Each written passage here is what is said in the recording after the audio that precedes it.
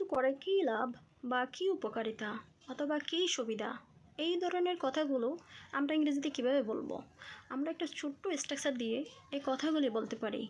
Structure হলো, what is the benefit of plus verb ING. For example, সময় নষ্ট করে কী লাভ? What is the benefit of wasting time?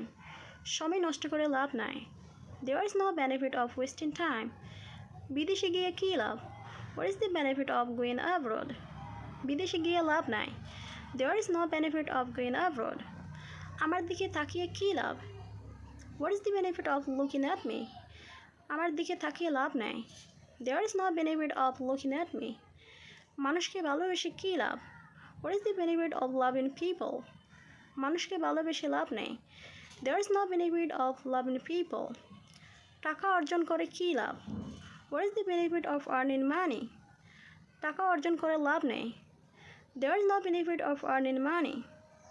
এটা যদি ফার্স্টে হয় তাহলে স্ট্রাকচার হবে, what was the benefit of plus verb ING. So guys, that's all for today. Bye by.